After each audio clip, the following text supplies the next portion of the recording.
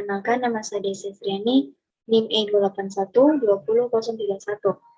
Baik, di sini saya akan menjelaskan materi saya tentang tanaman parasit.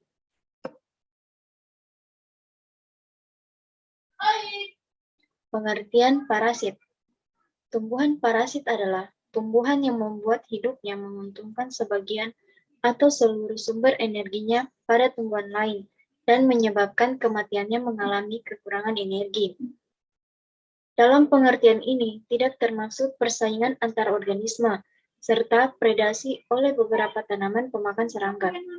Tanaman parasit yang bergantung sebagian untuk sumber energi pada tanaman inang disebut parasit fakultatif, dan tanaman yang sepenuhnya bergantung pada tanaman inang untuk energi disebut parasit sejatif.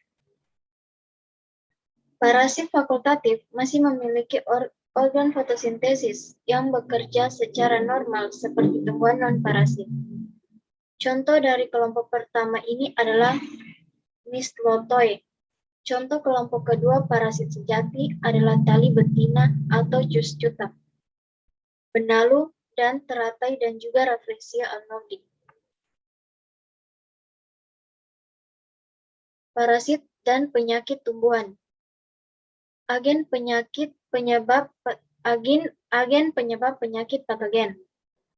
Patogenesitas, kemampuan suatu organisme untuk mengganggu suatu atau lebih fungsi penting organisme lain untuk menyebabkan penyakit. Yang kedua ada virulensi. Virulensi tingkat patogenesitas suatu patogen. Itu ada parasit. Parasit organisme yang hidup di permukaan atau di dalam organisme lain dan memperoleh makanan dari organisme itu. Yang ketiga ada parasit tumbuhan. Organisme yang berasosiasi erat dengan tumbuhan dan bereplikasi atau tumbuh pada tumbuhan. Selanjutnya, ada 9 jenis tanaman penghancur tanaman parasit. Yang pertama ada tumbuhan parasit benalu atau loranthus. Yang kedua ada tanaman parasit cendana atau Santullum album. Yang ketiga teratai raksasa atau Rafflesia arnoldii. Yang keempat ada anggrek sarang burung atau Neonita nidus aevis. Yang kelima ada gulma rumput setan atau Striga aciciata. Yang keenam ada Mistletoe atau Viscum album. Yang ketujuh ada tali putri atau cuscuta. Yang kedelapan adalah tumbuhan parasit chitunus. Dan yang kesembilan Tristerix apilus. Kemudian, bagaimana patogen menyerang penyakit? Untuk dapat masuk ke dalam jaringan tanaman, patogen harus mampu, yang pertama, menembus kultikula atau dinding sel. Yang kedua, menembus dinding sel berikutnya. Yang ketiga, mengubah zat pada tumbuhan menjadi bentuk yang mudah diserap dan diasimilasi oleh patogen. Yang keempat, atasi hambatan reaksi tanaman. Slide selanjutnya, proses perkembangan penyakit pada tumbuhan. Tahapan proses perkembangan penyakit pada tanaman adalah sebagai berikut. Yang pertama, inokulasi, yaitu kontak antara patogen dan tanaman inang. Yang kedua ada perkecambahan, yaitu spora patogen membentuk tabung perkecambahan. Yang ketiga ada penetrasi, yaitu masuknya patogen ke dalam sel tumbuhan, antara lain melalui stomata.